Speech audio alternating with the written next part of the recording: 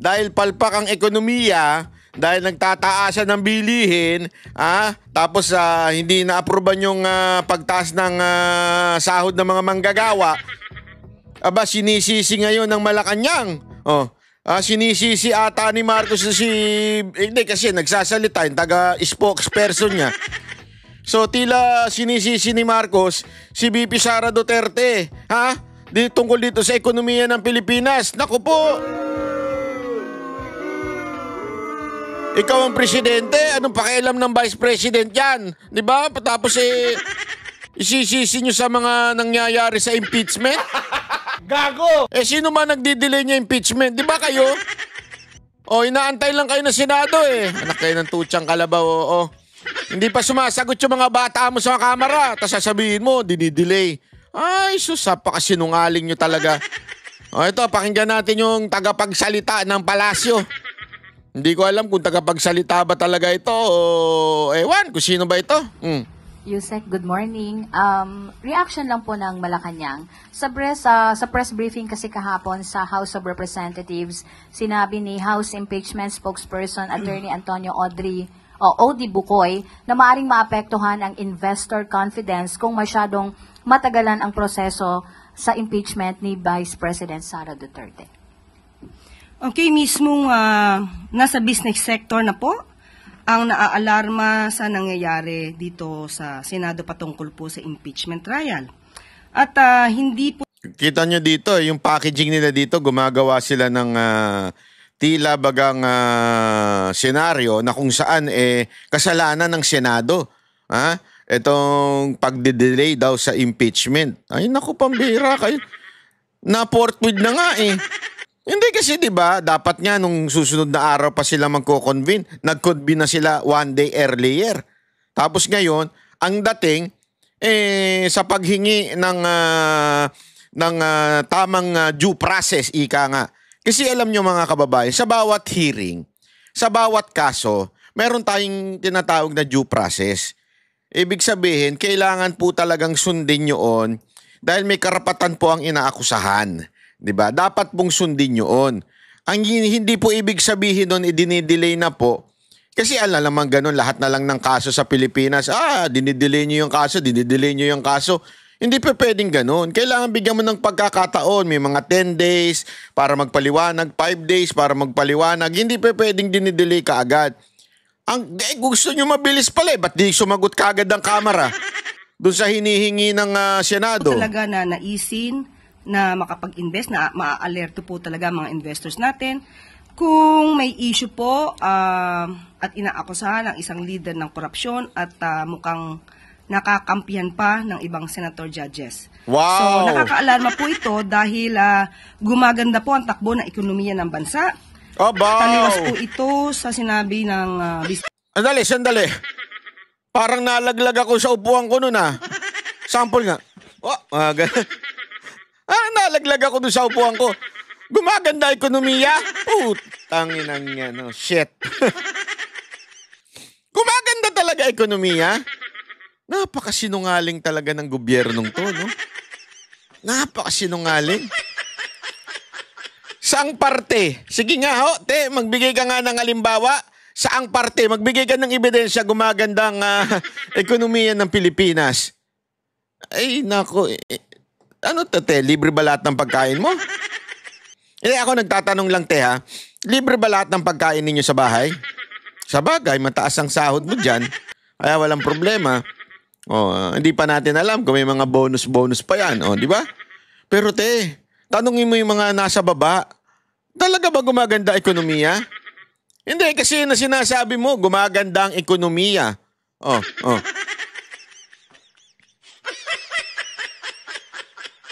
Diba? Gumaganda ang ekonomiya. Tapos, ang dahilan na babagsak ang ekonomiya dahil kay VP Sara Duterte, dahil sa impeachment na yan, pambihira kayo. Presidente, na bagsak ang ekonomiya. Tandaan po natin, natanggal na po ang Pilipinas dito sa Financial Action Task Force Gray List na nakapagbigay po ng mataas na investor confidence sa bansa nito lamang taon. At sinabi rin po ng ADB na maintain po ng Pilipinas ang napakaganda pong economic outlook for 2025. So, Naks. Yung mga kino-quote niya, syempre mga kaalyado nila. So, syempre, siya lang, ano lang yan, pabor lang yan ng pabor. Pero in reality, is it the truth? Hindi, kayo po sumagot, is it the truth? Ha? Katotohanan ba yan? Nararamdaman ba yan ng mga Pilipino? Kasi syempre yan, mga figures na yan, yung ebidensyang pinipresenta mo. Ay sus, ano lang yan hindi mo masasabing makatotohanan yan. Kasi, alam mo, sa ground, kaya nga dumadami ngayon ang krimen, isa ho sa mga dahilan ay dahil po sa palpak ng ekonomiya ng Pilipinas o pabagsak nga. Naghihirap ang mga Pilipino. 'Di ba? Alam mo, kahit nga minsan sa mga Grab nagugulat na lang ako, hindi ko po ito although bawal po sa kanila yan, alam ko bawal sa kanila yan, pero talagang literal yung mga driver nanghihingi na ng tip. Nanghihingi na ng pandagdag. Oo. Minsan, alam mo nakakabuisit kasi parang, ano ba, may bahay. Kaya nga kami nagpa-grab kaya nga nagpa-deliver kasi fix na yung amount, tas manghihingi ka pa, di ba? May mga ganyan Pero minsan, alam mo, naiisip ko na kawawa rin naman kasi yung mga Pilipino di ba? Kawawa rin po kasi talaga yung mga Pilipino sa nangyayari sa Pilipinas. Yung pataas ng presyo ng bilihin. Yung basic needs. Meralco, di ba? Magtataas nga din daw. Hanggang ngayon, hindi pa nasusolusyonan yung problema na yan. Pati sa tubig. Lahat na po. Ito meron pang banta na tataas ang presyo ng gasolina dahil sa gera sa Iran at saka sa Israel, di ba? Pero, baka kasi sabihin nyo iba, sandali, Banat Bay, kasalanan ba ni Marcos yan? Ba't dati sinasabi nyo, di yung kasalanan ni Duterte yan pag tumaas ang gasolina? Tama kayo dyan. Ako, I agree with that. Hindi kasalanan ni Marcos kung sakaling tumaas ang presyo ng gasolina. Ngunit, datapot subalit. Alam mo nang mangyayari. Actually, alam mo nang mamaya papakita natin na hindi talaga prepared itong gobyerno to sa gere. Alam mo na may nangyayari. Diba? Dapat magkakaroon ka ng contingency plan. Anong plano? Paano kung biglang nagka-problema talaga tayo sa gasolina? Handa ba tayo?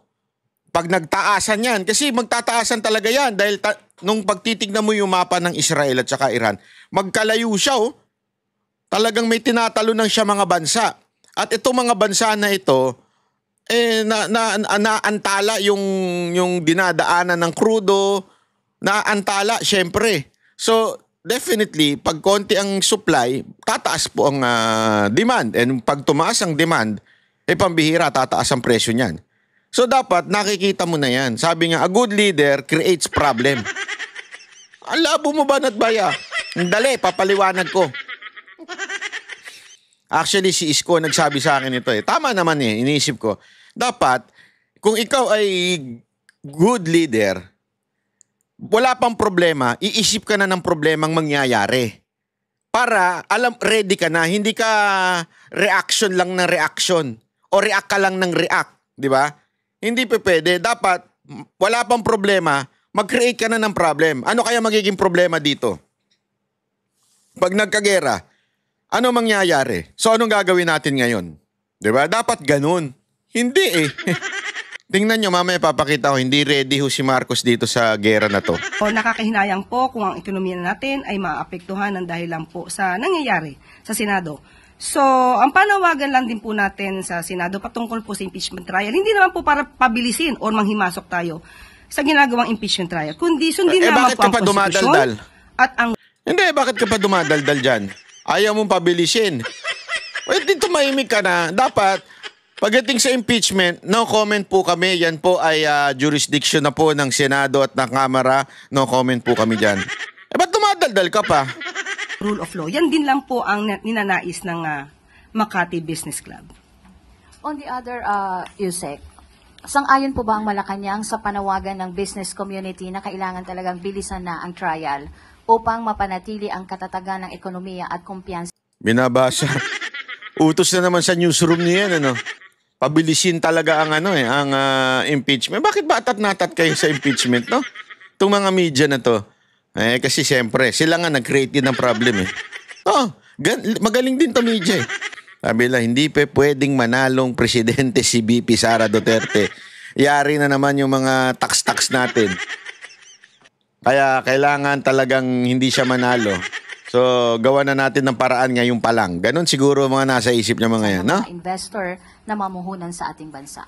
Muli ulitin natin, hindi po kasi manghihimasok ang Pangulo sa proseso sa Senado patungkol po sa impeachment trial. Oh, shut up na. Pero kung yan po ang nakikita po ng mga... Oh, ba't may kaduktong pa talaga?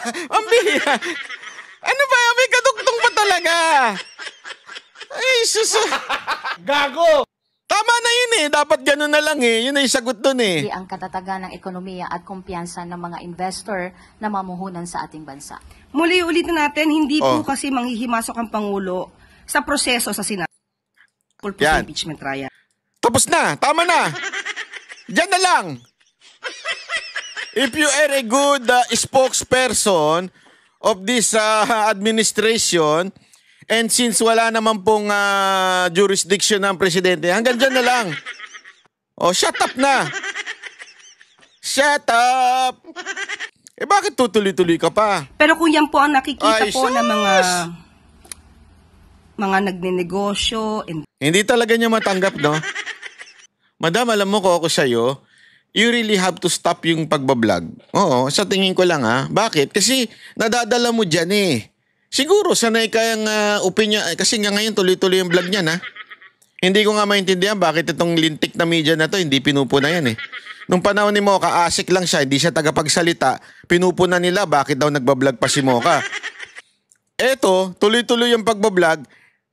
USEC to mas mataas pa to. Tapos spokesperson, ano pa to, press secretary pa, o ang tawag dito, press officer pa ito. Pero hindi nila pinipigilan. Bakit? Tama mali. Hindi ko maintindihan bakit ganun. investors natin sa Pilipinas, eksperto sila sa mga ganitong bagay, kung ano ang mas makakabuti sa ekonomiya. Sa tandaan natin, ang sabi lamang po ng Pangulo, sundin ang konstitusyon at ang rule of law. So, ba't dinadagdag-dagdagan sa mo? impeachment trial, at yun na nakikita ng business sector, sana bigyan din po ito ng pansin ng Senado. Dagdag pa talaga.